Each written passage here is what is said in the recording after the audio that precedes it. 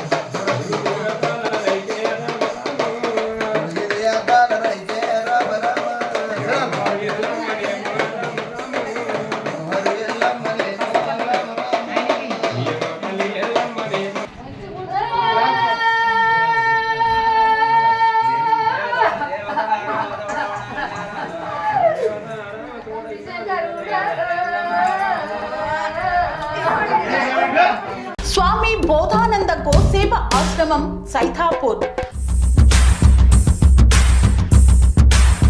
జ్యోతిష్యం, వాస్తుశాస్త్రం మన పూర్వీకులు మనకిచ్చిన వరం.